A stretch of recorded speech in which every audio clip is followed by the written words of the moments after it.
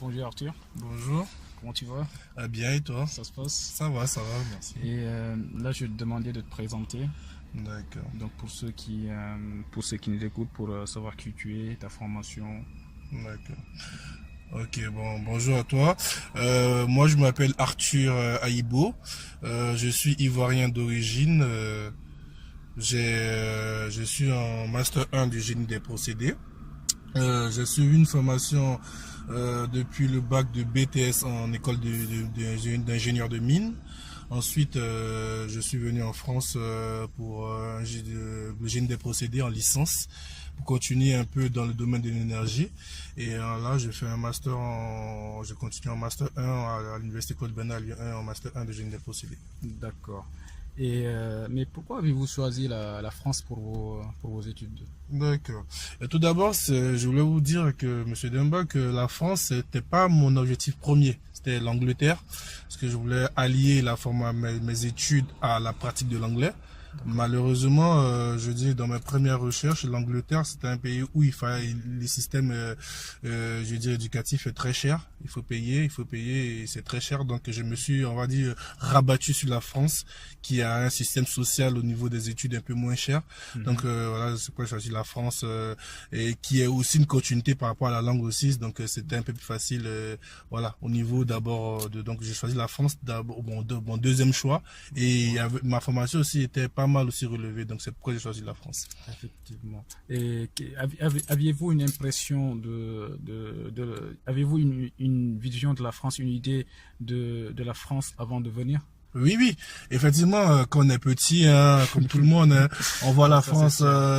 à travers les écrans télé, nos écrans télé, les belles ruelles, les beaux paysages. On se dit la France tout beau, tout propre, tout le monde est bien gentil, tout le monde. Voilà, on se dit c'est un paradis. Donc j'avais une image comme ça de la France très très parfaite et voilà et cordiale et voilà, j'avais une très très belle image, mais malheureusement la réalité m'a très vite rattrapé à ma descente même à mon premier jour à ma descente de l'aéroport. Donc voilà.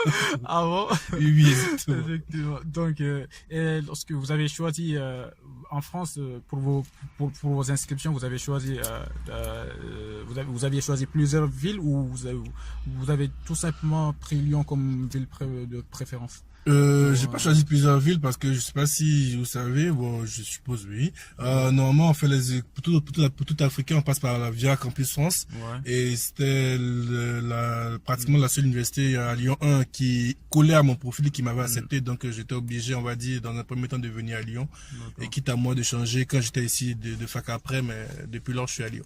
D'accord. Et est-ce que tu peux nous parler de ton parcours universitaire, de tes études supérieures? D'accord. Ok. Bon, d'abord, je suis venu, j'ai le problème, on va dire, le problème récurrent ici avec les étudiants africains, c'est que quand on vient, on a un niveau qui ne fait pas trop rêver, ne fait pas trop confiance aux études, aux grandes universités françaises. Donc, on est obligé d'être rétrogradé. On reprend à zéro. Donc moi j'ai dû reprendre tout les bases à zéro malgré la bonne foi. Donc je suis venu ici pour reprendre tout à zéro. Donc j'ai recommencé une licence en génie des procédés parce que moi j'ai fait un BTS en mine, une école de mine pétrole, Ouais. mais il n'y avait pas vraiment d'équivalent ici. Qui D'accord. était en mine pétrole. Donc la seule équivalence c'était en génie des procédés qui faisait des procédés énergétiques. Donc j'ai commencé en licence à l'université Claude Bernard 1, Lyon 1 plutôt en génie des procédés. Moi je pensais que on allait avoir une option énergétique. Ouais. Donc voilà, on va dire les premiers temps étaient vraiment très difficiles, il fallait s'adapter, il fallait s'acclimater, Effectivement.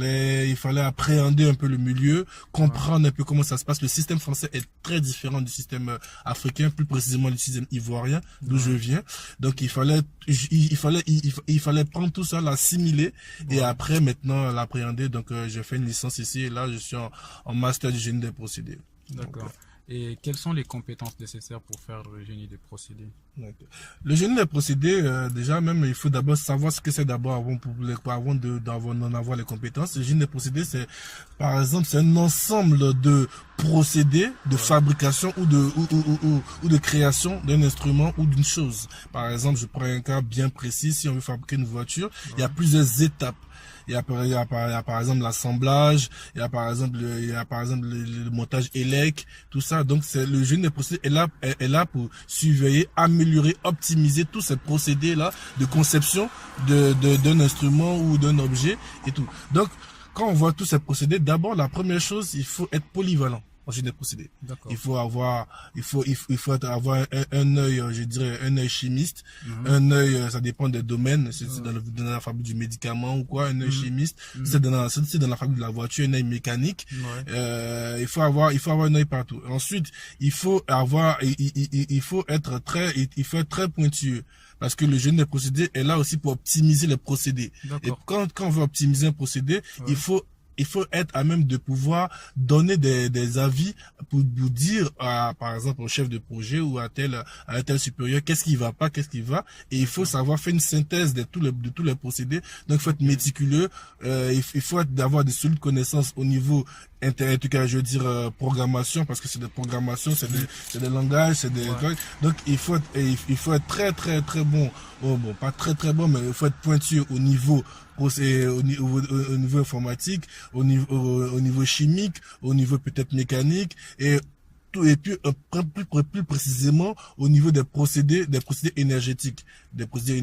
Il faut comprendre, il faut savoir, il faut avoir force de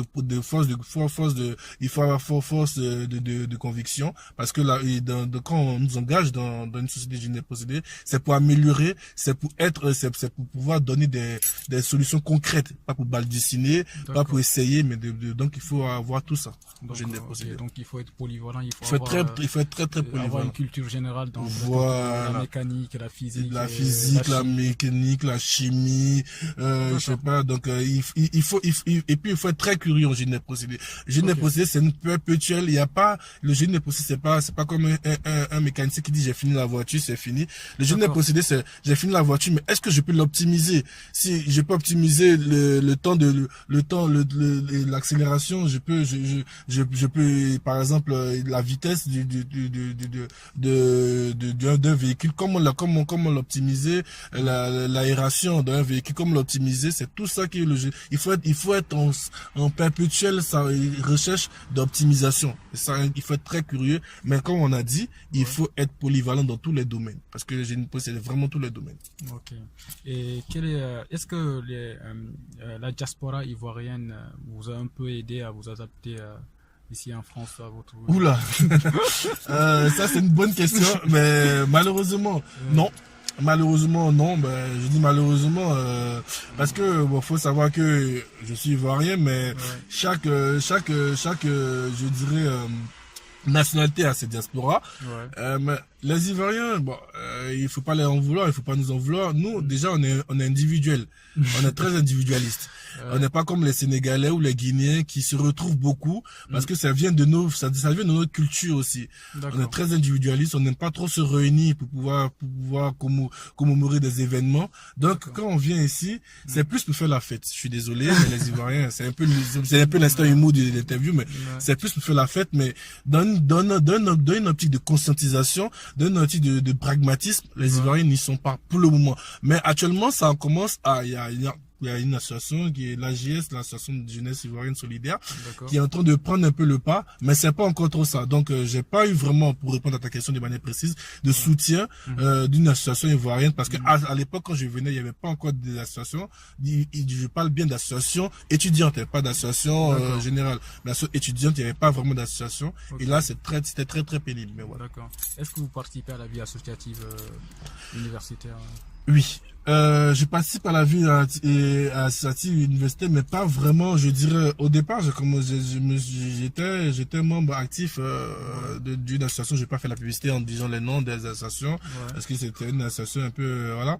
Mais au départ, j'ai participé parce que je me disais que j'étais formé d'un moule où j'aimais bien les associations pour pouvoir préconfigurer mon avenir demain, parce que quand on est dans les associations, il y a des coups, il y a des vices, il y a des vices, des procédures qu'on apprend soi-même, on se forme de manière inopinée, mais on se forme et pour pouvoir voir comment fonctionne un peu, parce que une association, faut savoir qu'une association, c'est une entreprise. C'est une conception d'une entreprise, il y a une hiérarchisation, il y a des tâches, il y a des responsabilités, et on se découvre de nouveaux talents, on se forme, parce que quand on vient devant un public, ou quand on vient devant des confrères, ou quand on tient une réunion, il y a des codes qu'il faut adopter. Et ça permet de pouvoir avoir ces codes-là avant d'entrer dans une entreprise. Donc, j'ai commencé à militer dans cette association. Mais faute de temps, malheureusement, en France, on n'a pas faute de temps. Et on va dire de conviction, parce que quand je me mets dans une chose, il faut avoir le même objectif. Il faut de conviction, de temps. J'ai délaissé au fur et à mesure ces associations et malheureusement, aujourd'hui, j'ai pas vraiment de conviction ou de temps pour une association actuellement. Mais est-ce que vous pensez que les étudiants ici, les étudiants africains qui sont là en France, peuvent vraiment participer au développement en Afrique actuellement, dans ce contexte dans lequel on vit aujourd'hui? Écoutez, c'est une question, je dirais, difficile à répondre parce que ça dépend. Moi, je dis ça dépend. Parce que vous savez, j'aime toujours dire à mes compatriotes que ces compatriotes, ou que du compatriote, c'est africain, hein, pas forcément ivoirien, mais compatriotes africains, on se sous-estime. Un noir se sous-estime toujours. Qu'il soit étudiant ou pas, parce qu'un noir, quand il regarde même les offres d'emploi, quand il dit chef de projet, il dit c'est pas pour moi. C'est pas pour moi, c'est pas pour moi, c'est pour le blanc, et puis moi je suis en bas. Donc, je dirais que ça dépend de tout et chacun. Avant de développer un pays, avant de développer une nation, avant de développer une ville, il faut soi-même être sûr de ce qu'on fait. Il faut toi-même être à un niveau où tu es convaincu que rien ne pourra t'ébranler. Et quand tu regardes un peu, excusez-moi, mais quand tu regardes un peu le comportement de nos frères africains, noirs, bon, je dis noirs parce que je connais pas trop l'Afrique blanche, je parle de l'Algérie, le Maroc, mais surtout nos frères noirs, on se rabaisse et pour moi, c'est que du verbiage. C'est que du verbiage pour dire qu'on n'est pas un africaniste, on est un truc, c'est que du verbiage. Parce que lui-même, son comportement me fait penser que lui-même, il a peur de ce qu'il est. Il a honte de ce qu'il est. Il ne sait pas d'où il vient. Il ne sait pas quelle est sa valeur. Donc moi, j'y crois pas. Pour l'instant, j'y crois pas. Le jour que je vais voir des Africains vraiment qui connaissent leur valeur, parce qu'il faut se vendre dans la vie. Il faut savoir, c'est pas vendre du rêve, mais il faut savoir, quand par exemple un commercial français, excusez-moi, un commercial européen, te vend un truc, même si le truc il est mauvais, mais il a une technique d'approche, il sait comment te faire baver, il sait comment, excusez-moi du terme, mais il sait comment te faire miroiter un peu les choses. Donc, l'Africain, il parle, mais dans le fait, dans lui-même son comportement, ses habitudes, on le sent pas. Donc, pour le moment, pour moi, c'est que du verbiage. Toutes ces associations, excusez-moi, mais c'est que du verbiage. Je suis d'accord avec toi.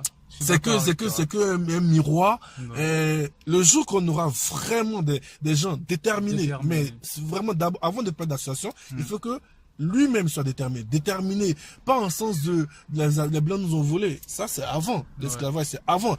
Maintenant, il faut distinguer la politique française et les Français. Les Français sont bien, mais la politique française n'est pas bonne. Il faut distinguer deux choses. Donc, avant de parler de tout ça, il faut d'abord savoir qu'est-ce que nous on fait ici. Comment on est. Quelle est notre valeur. Quelle est notre persévérance. Parce que quitter un pays, pleurer souvent, ne pas manger pendant 2 ou 3 jours et finir ses études, c'est beau. Mais les Africains n'ont pas conscience. Ils se rabaissent. Ils pleurent. Ils se disent on est de vous rien. Donc pour revenir à ta question, pour ne pas être trop long, j'y crois pas pour le moment. Et je sais, pour le moment, on n'a pas encore réellement pris la mesure, la conscience qu'on peut faire quelque chose. Pour le moment, c'est que des associations pour nous retrouver, pour soulager notre conscience pour le moment. C'est ce que je peux dire. Ok, très bon, c'est un très bon argument. Et aussi, quel conseil donnerez-vous aux étudiants africains qui désirent venir étudier en France ou dans les pays occidentaux? Je voulais dire d'abord aux étudiants africains la première chose, c'est que il faut qu'on arrête, comme on dit toujours, hein, on dit la répétition peut-être c'est monotone, mais ça finit par prendre son effet. Il faut qu'on arrête de miroiter la France ou l'Europe de manière générale, pas forcément la France, mais l'Europe de manière générale. Il faut arrêter. C'est bien beau. Il y a des bons côtés. Très très bon côté, faut aussi dire ce qui est, mais il faut arrêter. La première chose qu'il faut savoir, c'est d'avoir un profil de carrière. Il faut être très bien informé. Il faut être très très bien informé. Parce que l'information peut tuer ou peut ramener à la vie quelqu'un. il faut avoir un profil de carrière. Il faut savoir exactement où on veut aller, qu'est-ce qu'on veut faire, avoir des portes de sortie, avoir des échappatoires. Mais il faut pas dire, je viens en France, tout est beau, tout est rose, et c'est les Français qui vont me guider. Les Français pourront pas te guider. Quand tu veux manger un plat, tu sais que tu as faim, tu veux manger, je sais pas, le mafé, le poisson, tu sais exactement si c'est avec du coca, si c'est avec quand tu as faim, tu sais ce qui te plaît. Effectivement. Et nous, on n'a pas cette culture. Le Français, en tout cas, l'Européen, il a déjà tracé son profil de carrière. Il dit, moi, je vais rentrer dans telle école d'ingénieur, je vais faire 3 ans, après je vais rentrer ici pour aller dans telle entreprise. Parce que telle entreprise, il recherche tel profil. Mais nous, on finit nos études et après, on se dit, bon, on se gratte la tête pour dire, mais qu'est-ce qu'on veut faire maintenant après? Mais non, c'est fini. C'est fini. Ouais. Tu n'as aucun profil. Tu es allé là-bas, tu es revenu.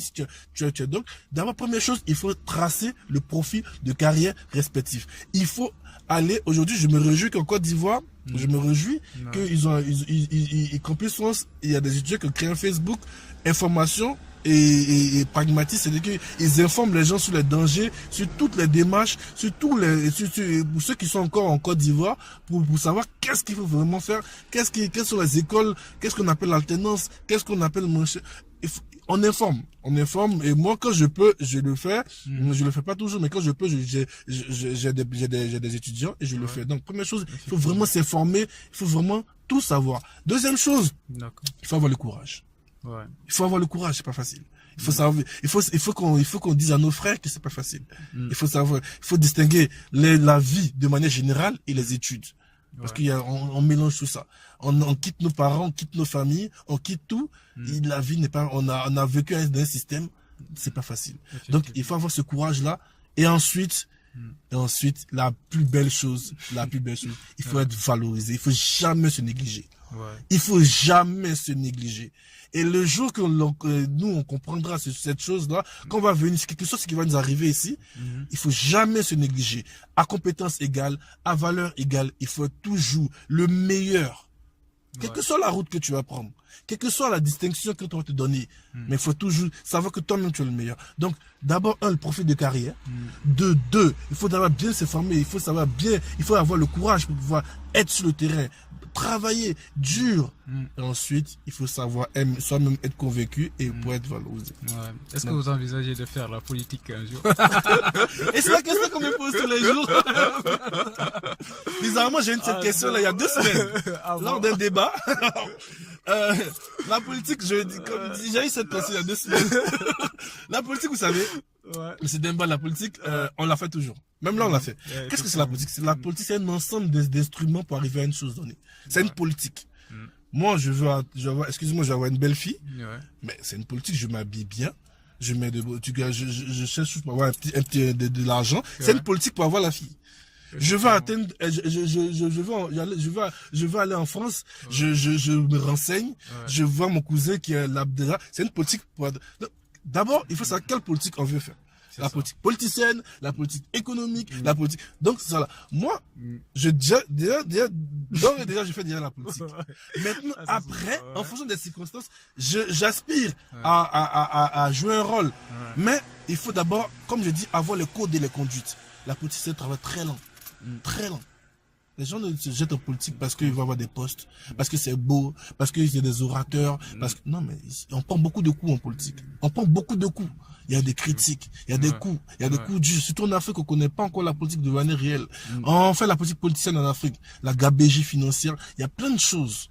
Donc, moi, je dis qu'un homme politicien, c'est pas lui qui se déclare devant les micros pour dire je suis candidat à une élection ou je suis candidat à ça qui est un politicien. Pour moi, c'est d'abord un gars qui milite dans les associations, qui comprend dans le secret, qui comprend les coutumes, les us et les coutumes, comprend la politique, on dit, de la société. Ce que les gens font, comprendre le comportement de l'homme. Qu'est-ce que c'est l'homme? Qu'est-ce qu'est la valeur de l'homme? Comment rendre un homme heureux? C'est ça. Comme je dis, ou une parenthèse, pour revenir à ta question d'avant, quand on dit qu'est-ce qu'on peut faire pour pouvoir améliorer le système de vie de nos amis africains qui vivent là. On dit oui, il faut être panafricain, oui, il faut être solidaire. Je dis même pas l'argent est le nerf de la guerre. L'argent est le nerf de la guerre. Faut même pas se mettre l'argent est le nerf de la guerre aujourd'hui. Qu'est-ce qu'on fait ici? C'est l'argent. Nous tous on se court d'après de l'argent. Et quand Un jeune, un entrepreneur. Moi, je dis un étudiant, un entrepreneur. Quelle que soit ta vision, un entrepreneur. Ouais. Quand tu vas nourrir 10 bouches, écoute-moi bien, que ça 10 bouches vont nourrir 15 bouches, et ces 15 vont nourrir, et que tu vas parler, ça aura plus d'impact. Mais quand tu viens parler devant quelqu'un, il va dire, moi j'ai faim. Tes belles paroles, c'est bien, mais moi j'ai fait, tu fais rien pour moi et puis tu parles, c'est des belles paroles. Donc, pour moi, aujourd'hui, la politique, pour revenir à ta question de pas être trop long, la politique, j'aspire à le faire, mais je suis en train de la faire tout doucement à mon niveau, la vie va prendre son cours. Ça se voit. Et du coup, est-ce que tu envisages de rester en France ou, de faire un projet en Afrique ou, ces genres de choses, quoi? Comme j'ai dit, le profil de carrière, il faut la tracer dès le début. Moi, mon profil de carrière est tracé dès le début. Déjà tracé, quoi. Ah oui, dès le début, le tracé. Faut pas balbutier. Dans la vie, faut pas balbutier. Il faut savoir ce que tu veux dans la vie. Effectivement. Faut savoir ce que tu veux dans la vie. Moi, mon profil de carrière, c'est comme, moi, je suis un entrepreneur. Moi, je suis un entrepreneur. J'ai déjà commencé chez moi. C'est pas, c'est pas l'entrepreneur dans le verbiage. J'ai déjà commencé chez moi. J'ai déjà mes deux entreprises actuellement en Côte d'Ivoire qui me rapportent. Bon, pas encore beaucoup, mais ça me rapporte. Donc, je gère mes business et du coup, moi, dans un premier temps, c'est je me suis fixé après l'année prochaine même, par la grâce de Dieu, mon master 2.